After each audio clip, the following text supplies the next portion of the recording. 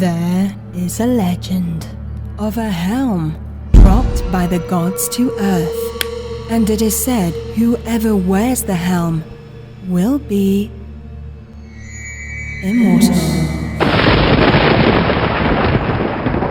But it must never be removed, or time will come rushing back to make its claim.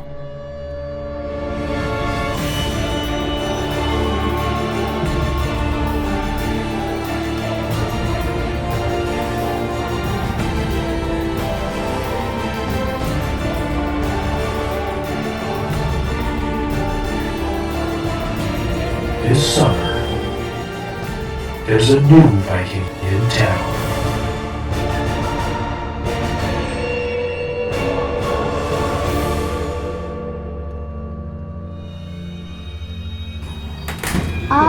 I think you're talking about Dad. Aye, my child, I am.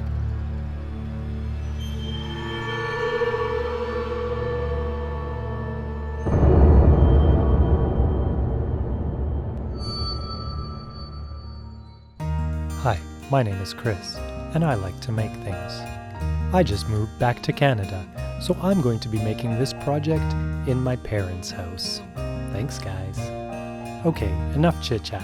Let's make this Viking helmet. You can start by cutting out the pattern. The main hat is made up of 4 copies of piece number 1, 2 which are traced right side up and 2 upside down. Mark your alignment marks on the foam and cut it with an extremely sharp knife. Try not to cut your fingers off. Borrow your mom's glue gun and plug it in.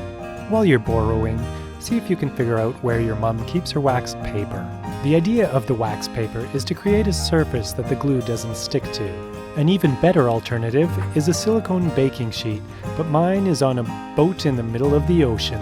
Don't forget a snack to keep your energy up, and a bit of masking tape holds it in place. Take your 4 piece number 1s and shape them with your hands. Now apply hot glue to the notch and press the 2 sides together, while also pressing downward against the waxed paper.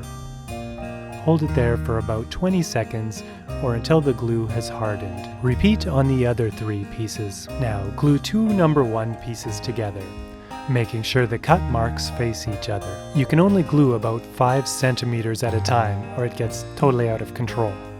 So once the first 5 centimeters is glued, you can go on to the next 5 centimeters and the next.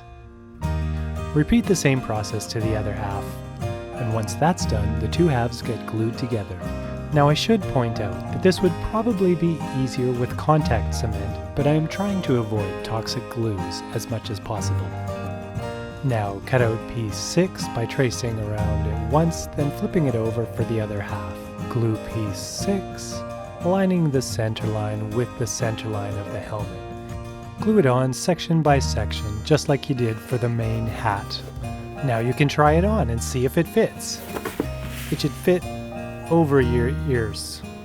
Yep, fits sweet. Let's keep on going. Piece number 4 gets glued along the front seam. Again, gluing a section at a time. And do the same thing with piece number 8 on the sides. Now, find something about the size of a softball. Heat up piece 5 with the blow dryer and form it around the softball, holding it until it cools.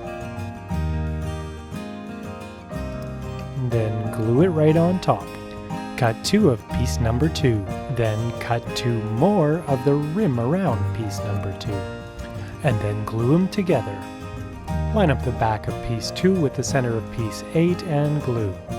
I like to give them a bit of a squeeze to give them some form and strength. Cut 2 3.5 centimeter wide strips from a large sheet of craft foam. The strips I cut here are 45 centimeters long. Starting at the edge of piece 8, glue 1 strip to the front of the helmet, cutting off any excess, and 1 strip around the back.